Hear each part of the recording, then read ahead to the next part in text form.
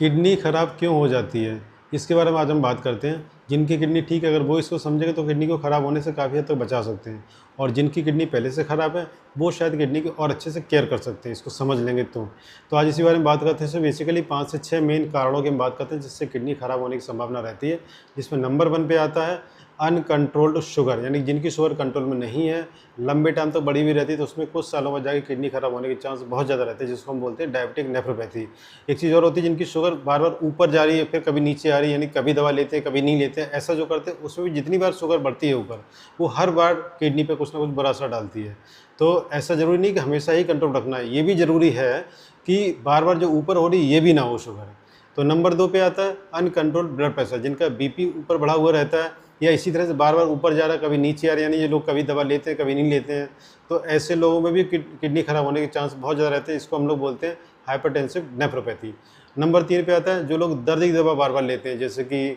Diclofenac हो गया, aceclofenac हो गया, आपका ब्रुफेन हो गया, इस तरह की दर्द दवाइयाँ लेते रहते हैं, बिना सोचे समझे बार बार लेते रहते हैं या लंबे टाइम तक लेते रहते हैं, उनमें भी किडनी आगे खराब होने के चांस बहुत ज़्यादा रहते हैं। नंबर 4 पे आता है सीवियर डिहाइड्रेशन। बहुत ज़्यादा अगर डिहाइड्रेशन बॉडी में हो जाए, यानी कि पानी का लॉस बहुत ज़्यादा हो जाए या कभी ब्लड लॉस बहुत ज़्यादा हो जाता है, जैसे डिलीवरी के दौरान कभी कभी क्या होता है खून बहुत ज़्यादा रिसाव हो जाता है, या फिर कभी चोट लगी और बहुत ज़्यादा खून का रिसाव हो गया, इन कंडीशन में भी अचानक से किडनी कभी कभी शट डाउन में चली जाती है, क्योंकि किडनी का ब्लड फ्लो कम हो जाता है अचानक से, तो इससे भी किडनी खराब हो जाती है। अगर तुरंत उसमें इंटरवेंशन नहीं किया, तुरंत उसका सही से इलाज नहीं किया गया, तो ऐसे लोगों की किडनी फिर खराब हो जाती है। नंबर 5 पे आता है किडनी में बार बार स्टोन होना या बार बार इन्फेक्शन होना, या फिर किडनी में पेशाब के रास्ते में कोई रुकावट होना, जैसे कि प्रोस्टेट के मरीजों में होता है। लंबे टाइम तो प्रोस्टेट जो मरीज इलाज नहीं कराते हैं और बहुत ज़्यादा ऑब्स्ट्रक्शन होने लगता है, उसमें भी आगे चल के चांस रहते हैं। तो बार बार स्टोन या इन्फेक्शन होने से भी किडनी आगे खराब होने के चांस रहते हैं। और नंबर 6 पे आता है किडनी की अपनी कुछ बीमारियाँ, जैसे जेनेटिक बीमारियाँ हो या ऑटो इम्यून बीमारियाँ होती हैं, जैसे कि आईजीए नेफ्रोपैथी हो गया आपका, लूपस हो गया, वास्कुलाइटिस हो गया आपका, या पॉलीसिस्टिक किडनी डिजीज़ हो गई, क्रोनिक ग्लोमेरुलोनेफ्राइटिस, ये सब कुछ किडनी बीमारियाँ और भी होती हैं, ये भी आगे चल के किडनी को ख़राब कर सकती हैं। तो इसलिए ऐसे मरीजों की टाइम से टाइम किडनी का इवैल्यूएशन ज़रूरी होता है।